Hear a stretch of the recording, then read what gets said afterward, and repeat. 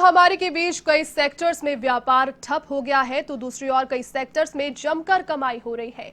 Electronics और home appliances market में पिछली दिवाली का सीजन काफी फीका रहा, लेकिन कोरोना काल में एसी, फ्रिज और वॉशिंग मशीन की जोरदार बिक्री ने इलेक्ट्रॉनिक्स मार्केट की मंदी को धो दिया है। ये बिक्री अभी भी जारी है।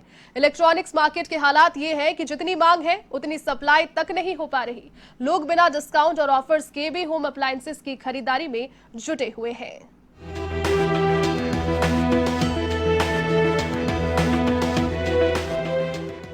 इलेक्ट्रॉनिक्स मार्केट के लिए कोरोना काल किसी फेस्टिवल सीजन से कम नहीं है। इस दौरान होम अप्लायंसेस सेक्शन में जमकर कारोबार हो रहा है। यूं तो इसकी शुरुआत अप्रैल में ही हो गई थी, जब लॉकडाउन के कारण बाजार तो बंद थे, लेकिन बैकडोर से जान पहचान वाले ग्राहकों के लिए बिक्री जारी थी।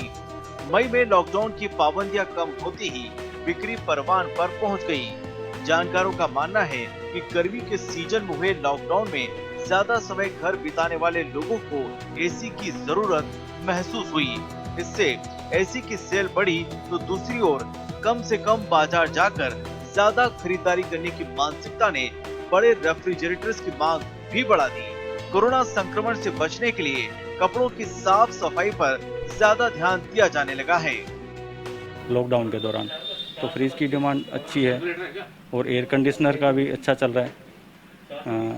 हमारे ट्रेड में ऐसा असर नहीं दिख रहा है, तो ये कारण रहा है, लेकिन इजाफा नहीं तो ये तो नहीं कह सकते सेल कम हुई है।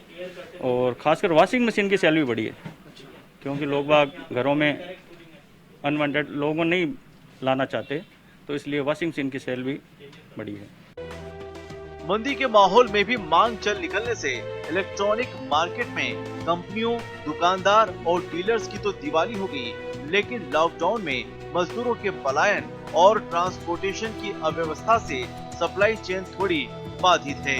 फिलहाल मांग की तुलना में माल की सप्लाई कम है। कंपनियां कोई ऑफर नहीं दे रही हैं। फाइनेंस कंपनियों ने भी हाथ खींच लिए हैं, फिर भी कारोबार जोरों पर है। इलेक्ट्रॉनिक्स आइटम लॉकडाउन के बाद में जो है कस्टमर्स थोड़े से ज़्यादा अवेयर हो गए हैं।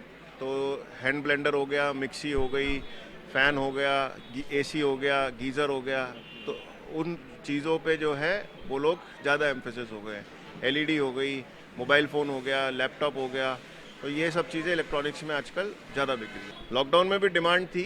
देखिए, लॉकडाउन के समय पे जो है गर्मी बहुत तेज़ थी, और जिस कस्टमर के घर पे एसी की प्रॉब्लम थी या ख़राब हो गया था, या जिसको नया लेना था, जो प्लान कर रहा था मार्च के अंदर कि मुझे एसी लेना है, और तुरंत से लॉकडाउन लग गया था, उसके बाद में जब कस्टमर को एसी नहीं मिल पाया था तो वो गर्मी के परेशान होने के चक्कर में लॉकडाउन में भी एसी खरीदने की प्लानिंग कर रहा था या फ्रिज खरीदने की प्लानिंग कर रहा था।